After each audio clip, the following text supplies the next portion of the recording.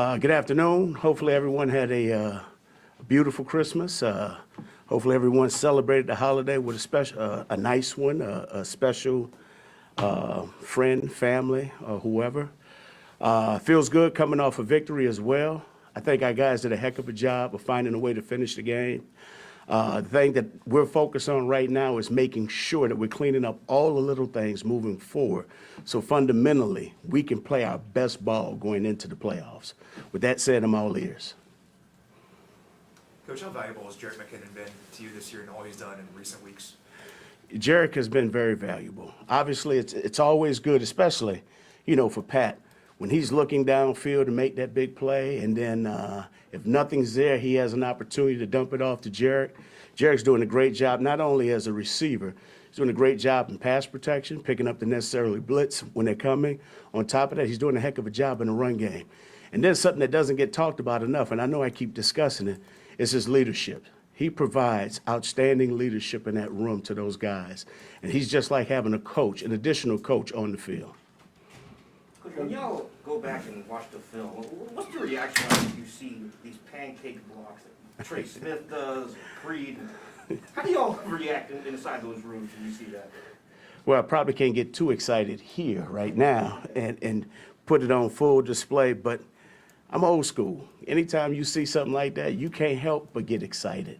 This game was created and played, that way a long time ago. And so when you see things like that taking place, you can't help but just get fired up and excited, and you're looking for the next one. I just think Trey has done a heck of a job. He plays hard, and he's always looking to find work. And, when you're putting that stuff on tape, it's making those other guys on the other side of the ball be very aware and making sure that they're staying on their toes. What are your expectations for Hardman, assuming he plays Sunday after he's missed so much time?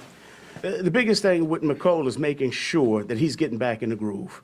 Obviously, with him participating in practice, we're not going to rush things. We just want to make sure that he's good. And then on top of that, we got to get him back in game shape and making sure that he can handle the necessary amount of workload that we want to give him. So, we're excited. Obviously, he's done a heck of a job, and we'll just keep it moving from there. We'll just take it day by day. It's important to get just a little bit of work before the playoffs, right? For him, you don't want that first duty back to get the playoffs. Well, yes, I always agree with that. But like I said, we just want to make sure that we're in sync and in rhythm with the training staff and making sure that we're not doing too much or too little, but just making sure we're doing just enough to get him ready where he's back and healthy and ready to go. Do you guys think, obviously you've been here with Coach Reed the whole time. You've had basically two quarterbacks, and you look around the league, you see the issues the teams have trying to find quarterbacks, setting guys down and doing all this different stuff. You talk to colleagues around the league, are they jealous that you guys have got it pretty good with the quarterback position? Because it doesn't look like it's that easy everywhere else. You know what, unfortunately, and this probably sounds bad, I don't talk to too many people during the season. I talk to the guys obviously here, and I talk to family members whenever I can. But, whatever's going on outside the building, obviously that's their own business. And I'm not trying to be, quote unquote, an asshole or anything. But the only thing I focus on, my focus is what's going on here and making sure that we're taking care of business today. And if we're taking care of business today, I know tomorrow we got a chance to give ourselves a chance on Sunday come game time. Coach, I know this is probably your favorite time of year when we start talking about these types of things, but Coach Reed said that you had an opportunity to interact with the owners in a casual standpoint this past offseason. How do you think, if you're willing to answer it, that may help as we get to this offseason where you might have another chance to become a head coach? Well, first of all, I'll say this. I thought the league did a heck of a job with the accelerator program this spring, and it was great to have that opportunity to be a part of that.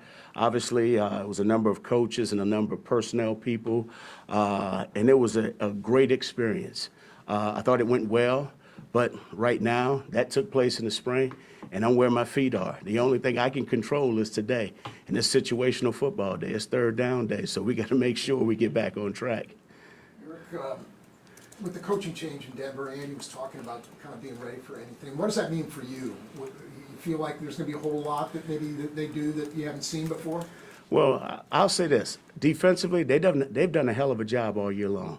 And I know this past weekend, the score got out of hand, and sometimes that happens. But I do know this. They have good personnel on that side of the ball. They've done an outstanding job of coaching those guys up. So we're not taking our foot off the pedal just because they had a mishap this particular weekend. Regardless of what is taking place, we got to make sure that we're ready. And like I said, there's a lot of things that we need to work on. We got to make sure we're getting back to playing fundamentally sound football and making sure that we're converting on third downs and making the most of opportunities when presented. So I'm counting on the Denver Broncos to come out and play hard and play fast and to compete their ass off against the Kansas City Chiefs. Coach, Andy Reid said that he wanted to see all three phases playing well before you guys reach the playoffs. Is there anything specific that you want to see out of the offense when it comes to execution or out of your receivers, anything?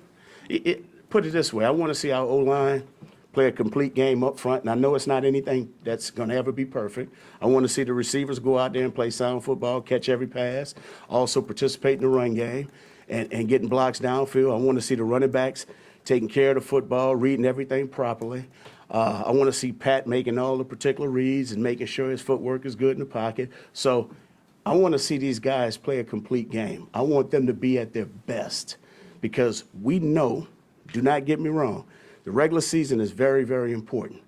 We know once that season starts in a few weeks, okay, that notch goes up another notch. So we got to make sure that we're clicking on every phase that there is. And there's a lot for us to work on starting today. Couple more. Last one, anyone?